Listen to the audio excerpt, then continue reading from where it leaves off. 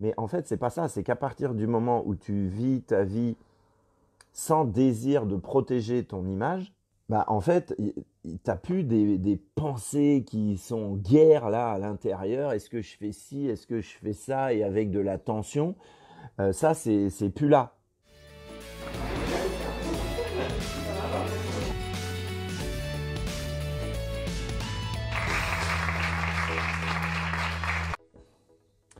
Hello les incendiés, je te fais une vidéo ce matin sur ce que j'appelle les extrémités.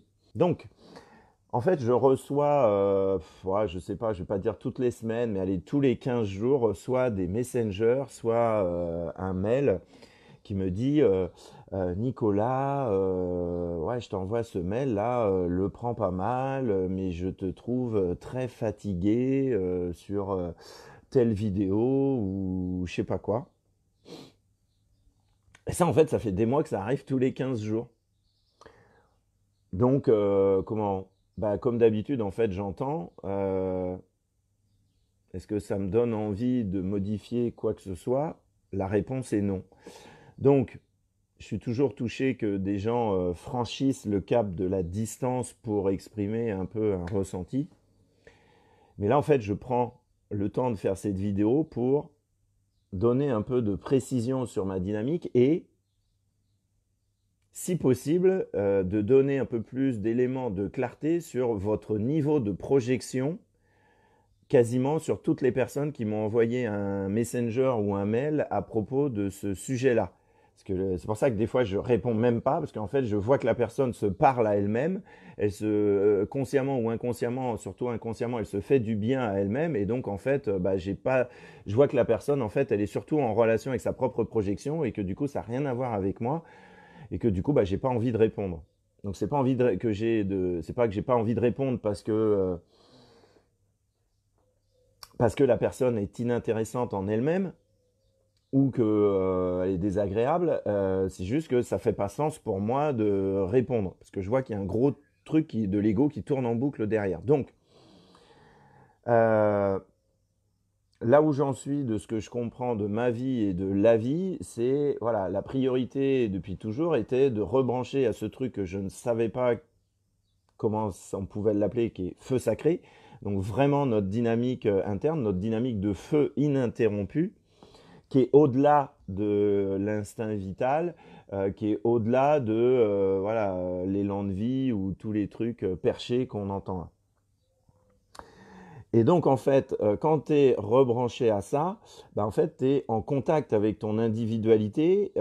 Après, bah, en fonction du niveau de maturité, bah, il y a plus ou moins d'intensité. Mais en gros, vu que tu t'es choisi, eh bien, tu es surtout en contact, soit tout le temps, soit beaucoup plus souvent, avec tes vrais désirs. Donc ça veut dire que tu vis au-delà de l'image que tu renvoies aux autres, et ça, c'est complètement OK. Donc ça, c'est la première raison. Et la conséquence de ça, c'est qu'en fait, ton niveau de plaisir et ton niveau de jouissance d'être qui tu es ne dépend pas de l'extérieur, ne dépend pas de gratification de l'extérieur, ne dépend pas de source de reconnaissance de l'extérieur, où on te dit ah t'es un bon professionnel, ah ça fait du bien à mon cœur, ou ah bah là ça me fait plaisir de faire telle ou telle activité, etc. Donc en fait, à partir du moment où tu as rebranché cette dimension exigeante hein, quand même de toi-même, bah en fait, les sources de plaisir de l'extérieur sont 10 000 fois au moins importantes que ce que tu vis dans ton corps à chaque instant. Donc, comment Donc à partir du moment où voilà, ton niveau de bien-être avec toi-même, de réalisation, ton niveau de jouissance d'être qui tu es, dans ta vie ne dépend pas de l'extérieur, bah, c'est pour ça que je me montre dans des états d'énergie qui peuvent être assez hauts et aussi des états d'énergie qui peuvent vous paraître très fatigués ou très éloignés. Mais en fait, c'est pas ça. C'est qu'à partir du moment où tu vis ta vie sans désir de protéger ton image, bah en fait, t'as plus des pensées qui sont guerre là à l'intérieur. Est-ce que je fais ci, est-ce que je fais ça, et avec de la tension. Ça, c'est plus là. C'est plus là dans ma vie, ça. Donc, euh, la relation avec la réalité est beaucoup plus directe, beaucoup plus jouissive. Et donc, le niveau de silence intérieur n'a rien à voir. Et moi, pour ceux qui ne savent pas, j'ai fait des années, je suis sophrologue, je suis formé sophrologie à une bonne école.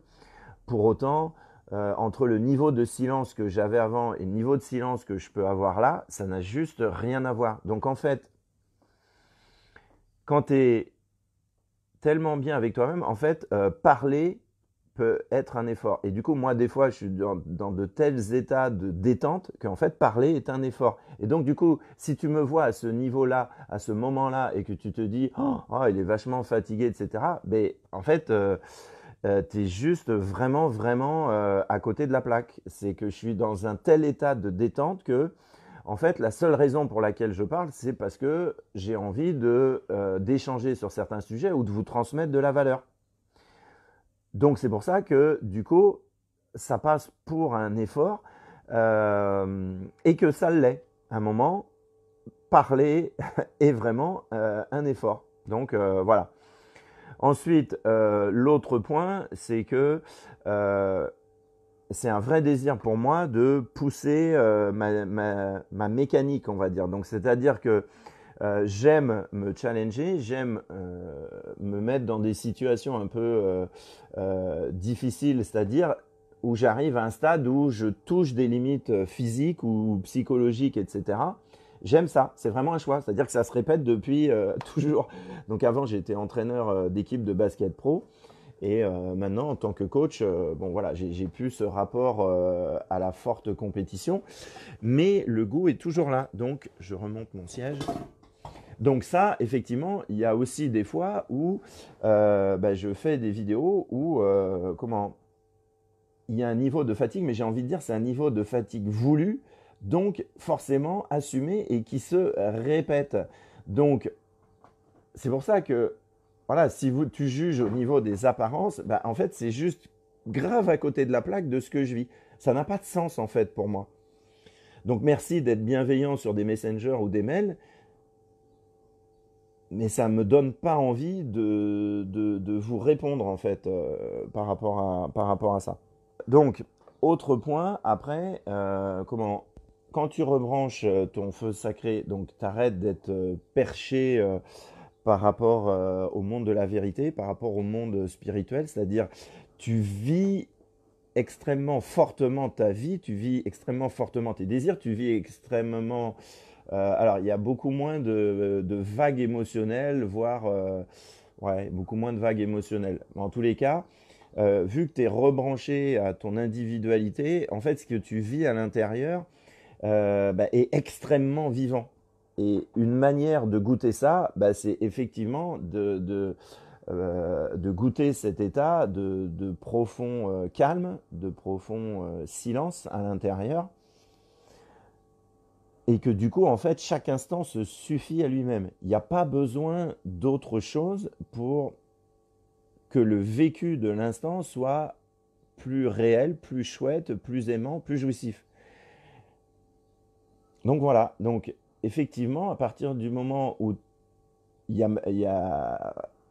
vis ce côté incroyablement vivant à chaque instant, là tu vois, je ne sais pas si vous entendez, ma fenêtre est ouverte, il y a des oiseaux qui font cuicui. Je sens en même temps que, voilà, que ça, je reçois ça, c'est vivant. Là-bas, voilà, il y a des gens qui marchent, etc. Donc juste tout ça, c'est dans l'incroyable simplicité. Donc du coup, il y a juste à goûter et à kiffer. Donc, effectivement, dans ces moments-là, c'est beaucoup plus goûtu d'être dans du relâchement extrême, dans de la détente extrême, qui peut donner une apparence d'être incroyablement fatigué. Alors qu'en fait, c'est juste un état de bien-être ou d'extase avec soi-même qui est d'un silence en fait incroyable parce qu'il n'est pas en lutte avec l'extérieur. Il n'est pas en lutte avec l'extérieur. Il n'est pas en lutte avec ce qu'on dit de toi. Il n'est pas en lutte avec une image où ça manque de quelque chose pour toi. Donc, il n'y a pas d'effort à faire, en fait, pour être dans cette relation directe avec ce côté incroyablement vivant de ce qui se passe dans notre vie. Et en fait, c'est juste que ma capacité à l'apprécier, même en étant un peu, pas dans un état de dynamisme extérieur, en fait, ce qui se passe à l'intérieur a toujours vraiment énormément de goût, énormément de goût. Et ensuite, la dernière chose que j'ai envie de partager, c'est que tu rebranches ta dynamique de feu sacré et en fait, tu vas devenir extrêmement à l'aise avec ce qu'on appelle les extrémités, c'est-à-dire avec ce qui est peut-être incroyablement intense de l'extérieur et qui peut être. Alors moi j'ai toujours, enfin, voilà, j'aime pas regarder des vidéos où il y a de la violence, etc. Mais en gros, on est très à l'aise avec, enfin très à l'aise. Ça veut pas dire que je laisse tout faire. Tu me connais, j'ouvre ma gueule sans arrêt. Mais voilà, je suis extrêmement à l'aise avec les extrémités. Donc ça veut dire les extrémités de tension ou de détente. En fait, je ne calcule pas ce que je dis. Effectivement, ça pose pas de problème. Voilà, il y a état de béatitude, mais ça c'est tellement dit partout et c'est tellement perché que c'est pour ça qu'il y a certains mots que je fais en sorte de ne pas employer. Par exemple, quand je vois des marketeurs et des grands coachs américains qui te parlent de rituels, de gratitude et les millions de gens qui adhèrent à ce genre de conneries, alors qu'en fait la gratitude c'est juste une conséquence d'une relation directe et aimante avec la réalité, les bras m'en tombent. Quand je vois le niveau d'adhésion à ce genre de conneries, les bras m'en tombent. Donc c'est pour ça que béatitude et gratitude et tout un tas de mots, je préfère ne pas les employer en fait, parce que c'est tellement mal interprété, comme moi mes états où je suis tellement détendu qu'en fait des gens ne voient que la fatigue. Voilà. Passe une bonne journée, à bientôt, ciao ciao.